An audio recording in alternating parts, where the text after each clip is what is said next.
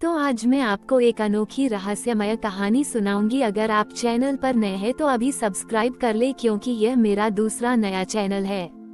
तथा कहानी पूरा देखे, अंत में एक अनोखा रहस्य छुपा है। धन्यवाद। तो सुनिए। एक दूरस्थ राज्य में राजा वीरप्रताप राज करता था। वो एक शक्तिशाली और विजेता राजा था, जिसने कई युद्ध जीते थे। अपनी सफलताओं के कारण उसमें घमंड आ गया था। उसे लगता था कि उसकी शक्ति और बुद्धिमत्ता ही सब कुछ है और ईश्वर की कृपा केवल एक सहायक मात्र है। वह धार्मिक अनुष्ठान तो करता था, पर केवल दिखावे के लिए, ताकि प्रजा उसे धर्मपरायण समझे। हर श्रावण मास में राजा वीरप्रताप अपने राज्य के सबसे बड़े शिव मंदिर में भव्य पूजा का आयोजन करवाता था। वह सोने चांदी के बर्तन चढ़ाता, ब्राह्मणों को भारी दान देता और विशाल भंडारे करवाता। उसे लगता था कि इन सब से शिव प्रसन्न होंगे और उसका राज्य सदैव सुरक्षित रहेगा। वह अक्सर अपने मंत्रियों से कहता, देखो, मेरे प्रताप के कारण ही मेरा राज्य समृद्ध है। ये धार्मिक कर्म केवल परंपराएं हैं। गांव में एक साधारण माली रहता था, जिसका नाम था शंभू। शंभू बहुत ही शांत स्वभाव का व्यक्ति था और शिव का सच्चा भक्त। उसके पास धन नहीं था, पर उसके पास असीम श्रद्धा और फूलों का ज्ञान था।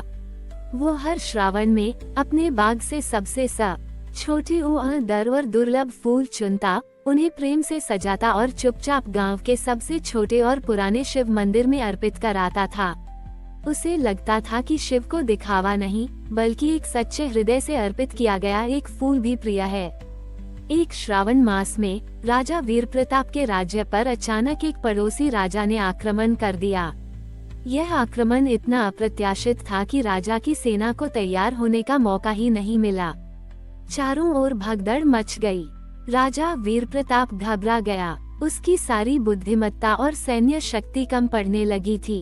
उसे लगा कि उसकी सारी विजय का आकार अब धूल में मिलने वाला है। राजा ने तुरंत अपने दरबारियों और पंडितों को बुलाया और उन्हें शत्रु को परास्त करने के लिए विशेष यज्ञ और पूजाएं करने का आदेश दिया। धर्मचंद, पिछली कहानियों का व्यापारी, जो अब धर्मात्मा बन चुका था, भी वहां मौजूद था। उसने राजा को समझाया, महाराज, संकट के समय केवल दिखावे की बड़ी ऊर्जा काम नहीं आती। शिव सच्ची भक्ति और अहंकार रहित हृदय को देखते हैं।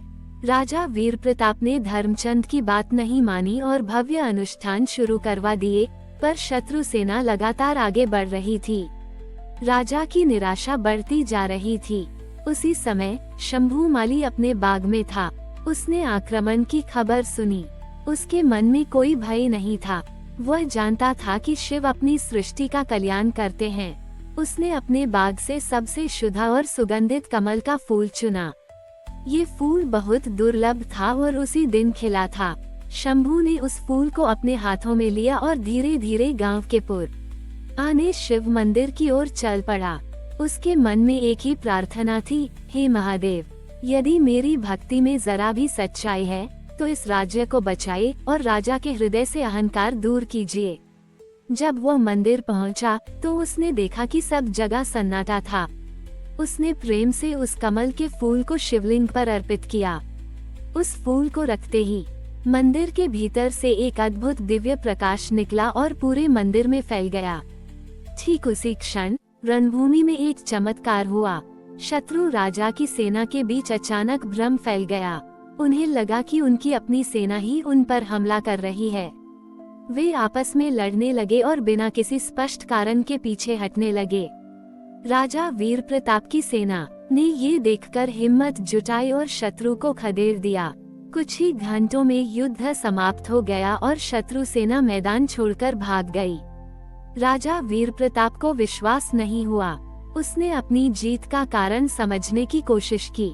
तभी धर्मचंद ने उसे शंभू माली और उसके द्वारा अर्पित किए गए कमल के फूल के बारे में बताया।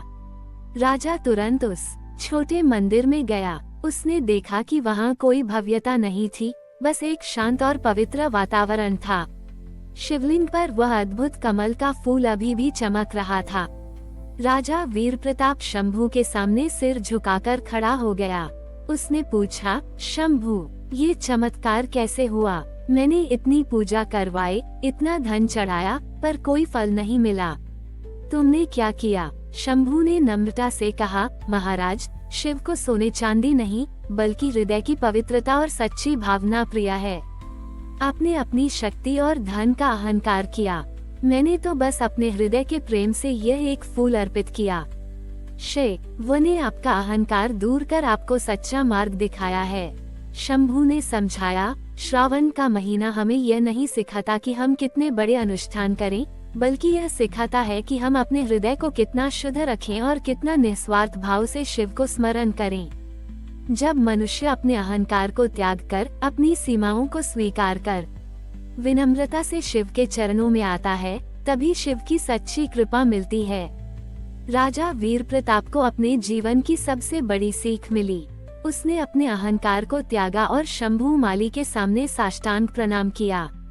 उसने प्रण लिया कि वह अब से प्रजा की सेवा और धर्मपरायणता को अपने जीवन का आधार बनाएगा, न कि अपनी शक्ति का घमंड करेगा। उस दिन के बाद से राजा वीर प्रताप एक धार्मिक और विनम्र शासक बन गया। श्रावण का महीना उस राज्य में न केवल शिव के अभिषेक का, बल्कि अहंकार त्याग, विनम्रता और सच्ची भक्ति का भी प्रतीक बन गया। शंभू माली का एक छोटा सा फूल राजा के अहंकार को दूर कर पूरे राज्य में शांति और सद्भाव ले आया। ये दर्शाते हुए एक ही शिव की कृपा उन पर बरसती है जो अपने आत्मा अहंकार को त्याग कर सच्चे हृदय से उनकी शरण में आते हैं। राजा वीर प्रताप के अहंकार त्यागने और शंभू माली की सच्ची भक्ति की कहानी ने राज्य में एक नया अध्याय लिख दिया। राजा अब अपने धन और शक्ति का उपयोग प्रजा के कल्याण और आध्यात्मिक मूल्यों को बढ़ावा देने के लिए करने लगा। श्रावण का महीना अब दिखावे के बजाय वास्तविक विनम्रता और सेवा का प्रतीक बन गया था। परंतु कुछ समय बाद राज्य में एक नई चुनौती आई। एक पड़ोसी राज्य का राजा भीमसेन, जो अपनी क्रूरता और असहिष्णुता के लिए जाना जाता था, उसने राजा वीर प्रताप के राज्य पर हमला करने की धमकी दी। भीमसेन ने सुना था कि वीर प्रताप अब कमजोर और धार्मिक हो गया है, इसलिए उसे हराना आसान होगा। भीमसेन चाहता था कि वीर प्रताप उसे अपनी सारी संपत्ति और आधे से ज्यादा राज्य सौंप दे, या वह युद्ध करेगा। गांव और राज्य के लोग भयभीत हो गए। राजा वीर प्रताप के मंत्री भी चिंतित थे। उन्हें लगा कि एक बार फिर युद्ध अनिवार्य है। उन्होंने राजा से कहा, महाराज, हमें अपनी सेना तैयार करनी चाहिए। राजा वीर प्रताप अब पहले जैसा अहंकारी नहीं था। उसने शंभू माली और धर्मचंद सेठ से सलाह ली। उसने पूछा, क्या हमें युद्ध करना चाहिए या भीमसेन की शर्तें मान लेनी चाहिए? उद्धरण चिन्ह। शंभू माली ने शांत भाव से कहा, महाराज, शिव हमें धैर्य और करुणा सिखाते हैं। युद्ध हमेशा अंतिम विकल्प होना चाहिए। हमें पहले शांति का मार्ग खोजना चाहिए। धर्मचंद सेठ ने भी कहा, हमें भीमसेन को शिव की शक्ति और हमारे राजा के बदले हुए स्वभाव का परिचय देना होगा, लेकिन युद्ध से नहीं। श्रावण का महीना शुरू हो चुका था। राजा वीर प्रताप ने इस बार एक अनोखा निर्णय लिया।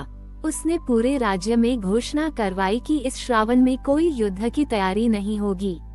इसके बजाय सभी लोग मिलकर राज्य के सबसे ऊंचे पर्वत पर एक विशाल शिवलिंग का निर्माण करेंगे, जो सभी धर्मों और समुदायों के लोगों के सहयोग से बनेगा। इस शिवलिंग को एकता और शांति का प्रतीक नाम दिया जाएगा। राजा स्वयं अपने मंत्रियों और सेनापतियों के साथ उस पर्वत पर काम करने लगा।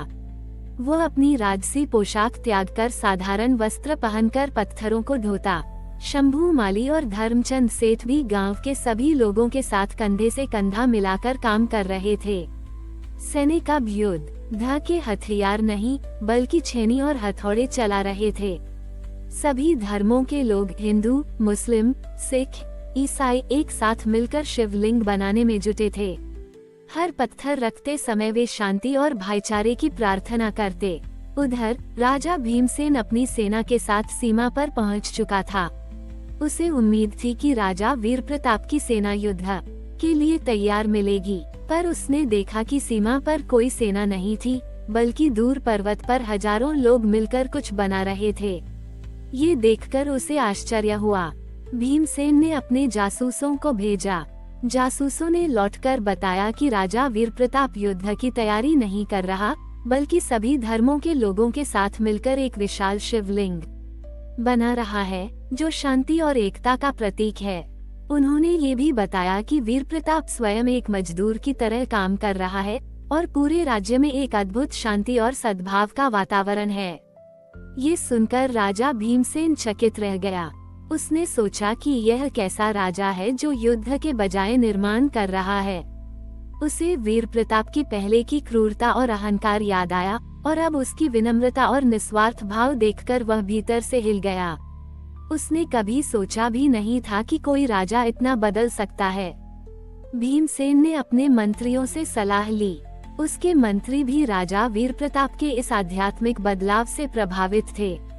भीमसेन ने अंततः अपने सैन्य छोटी ईकों को वापस बुला लिया। वह स्वयं कुछ चुनिंदा साथियों के साथ उस पर्वत पर गया जहां शिवलिंग का निर्माण हो रहा था।